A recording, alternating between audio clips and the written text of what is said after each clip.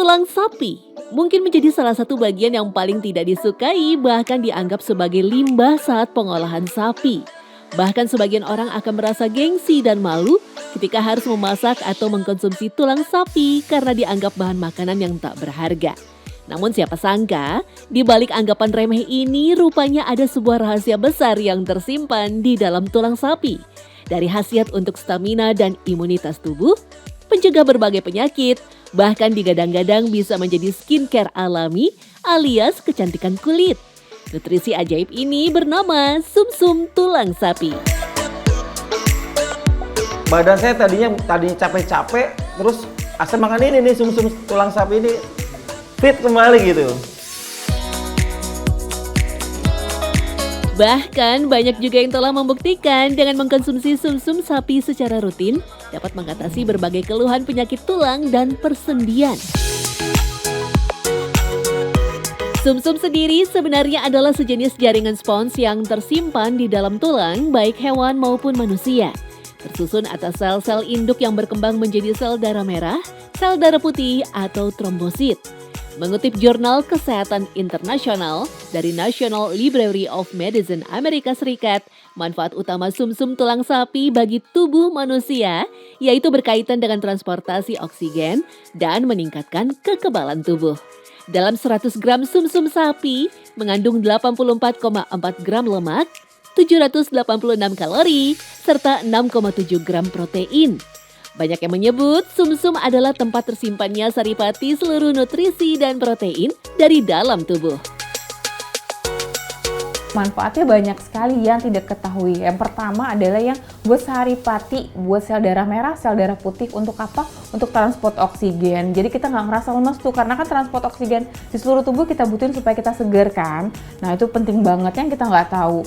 Lalu yang kedua tadi yang saya bilang kolagen.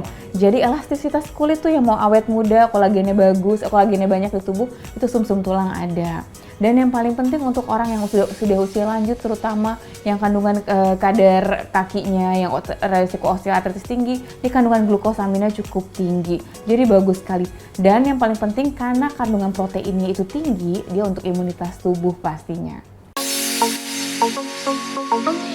Para pakar kuliner pun sepakat sumsum tulang sapi bukanlah makanan biasa, melainkan asupan nutrisi terbaik alias masuk dalam kelompok superfood. Rasanya pun unik, yakni perpaduan sedikit manis dan gurih dengan tekstur yang lembut dan creamy. Tak heran jika konsumsi sumsum sapi ini sangat populer di berbagai negara barat, seperti Eropa, Amerika, dan Australia. Di Indonesia sendiri mengkonsumsi sumsum sudah dimulai ketika abad 17 pada masa penjajahan. Pada saat itu kaum bangsawan Belanda sama sekali tidak makan bagian tulang sapi. Tetapi kala itu sumsum masih dijadikan sebagai penyedap masakan dan bukan makanan utama. Itu adalah makanan yang memang dicari pada saat zaman dahulu kala. Karena itu bisa membuat makanan menjadi lebih nikmat, lebih enak. Karena sifatnya yang seperti lemak. Nah, jadi ketika makanan dikasih sumsum itu menjadi lebih penuh ketika dimakan karena dia mengandung lemak yang enak banget. Selain memiliki segudang manfaat kesehatan, untuk mengolah sumsum ternyata tidaklah sulit. Yang paling efektif tentu dengan merebusnya agar rasa dan kualitasnya tetap terjaga. Air rebusan tulang sapi sendiri akan menghasilkan kuah kaldu yang pekat sekaligus nikmat. Sehingga sumsum sapi sangatlah cocok jika dimasak sup dengan tambahan aneka sayuran segar. Selain itu teknik memasak sumsum juga harus diperhatikan supaya tekstur sumsumnya tetap lembut. Hanya saja olahan sumsum harus segera dimakan selagi hangat. Karena selain alasan cita rasa, sumsum hangat berada dalam kondisi terbaiknya untuk dinikmati. Kalau konsumsi sumsum sapi ini pas penyajian harus langsung. Jadi anget-anget panas gitu ya. Kalau dingin takutnya dalamnya kan dingin, jadi ada lemak lagi gitu takutnya ya. Jadi dia harus bener-bener kondisi panas dan kuah yang panas. Jadi untuk dapetin citra rasa yang segar lah gitu. Tak hanya sumsum yang terjaga dengan baik di dalam tulang, rupanya masih ada lagi bagian menakjubkan dari tulang sapi. Inilah iga sapi. bagian dari tulang rusuk sapi yang berfungsi melindungi rongga dada dan semua organ di dalamnya. Iga sapi sendiri termasuk dari 8 bagian utama daging sapi yang biasa dikonsumsi. Daging tersebut menempel di tulang rusuk dan banyak dimanfaatkan untuk berbagai macam olahan. Meski tidak semahal bagian daging untuk steak, iga sendiri banyak diyakini sebagai daging terenak dari semua bagian sapi. Pasalnya, bagian daging yang paling dekat atau menempel pada tulang akan memiliki rasa yang khas, yaitu gurih dan manis. Karena kalau misalnya katakan tulang dan ada dagingnya, ini kenapa menjadi lebih nikmat dan lebih enak? Karena sebenarnya dia tidak menjadi kering. Ketika daging dimasak, dia tuh cenderung akan menjadi kering karena semua cairannya hilang. Ketika dia masih ada tulang, masih ada otot-otot yang nempel di tulang. Jadi dia masih bisa menahan si dagingnya supaya tidak sekering kalau tanpa tulang. Jadi ketika dimakan dia masih lembabnya masih bagus, kemudian masih ada sedikit rasa manisnya, dan juga tulang itu mempercepat proses pengempukan. Nah, bagi penikmat olahan iga sapi, supaya tak bosan dengan olahan yang biasa, mungkin bisa mencoba sajian bakso rusuk sapi dengan aneka varian. Dari bakso lava rusuk yang super pedas, bakso pizza rusuk dengan keju mozzarella, sampai yang paling laris dan digemari adalah bakso tulang rusuk jumbo. Dari semua jenis bagian daging sapi, justru bagian rusuklah yang paling nikmat untuk dijadikan bahan utama membuat bakso. Kombinasi tulang dan daging akan menghasilkan kuah kaldu yang gurih, serta tekstur daging yang lembut dan kenyal.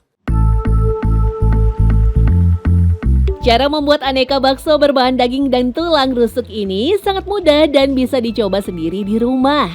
Bahan-bahannya pun sama seperti resep bakso pada umumnya. Yang membedakan adalah adanya campuran daging iga, baik dalam adonan utama maupun sebagai topping pelengkapnya. Namun Isa menegaskan ada satu tips mengolah daging rusuk agar dagingnya terasa manis dan tidak alot. Supaya dapat rasa yang paling enak ketika ngerebus rusuk, airnya jangan air mendidih baru dimasukin rusuknya. Tapi air dingin masukin rusuk, setelah itu nanti akan ada naik tuh darah-darah atau busa. Busa yang pertama dibuang sampai dengan dia sedikit berkurang airnya. Lalu kemudian tambah lagi sampai dengan mendidih. Setelah mendidih baru tambahin bumbu-bumbu. Rebus sekitar 2 sampai dengan 4 jam dengan api yang kecil. Itu rasa si rempah-rempahnya itu jauh lebih meresap ketimbang itu bumbu langsung berbarengan dengan rusuknya. Meskipun tekstur dagingnya terlihat tipis, namun daging iga mengandung protein yang cukup tinggi. Bahkan persentase nutrisi daging iga sapi bisa untuk mencukupi kebutuhan gizi harian pada tubuh manusia.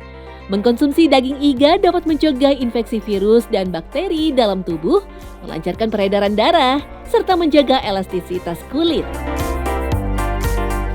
Memang kalau tulang iga yang kita hitung adalah yang kita makan kandungannya itu memang si dagingnya. Daging yang menempel pada si iganya itu. Tapi itu jangan salah, dengan yang menempel itu kandungan proteinnya cukup besar, sekitar 15 gram. Hanya dengan 100 gram 100 gram berat di tulang iga.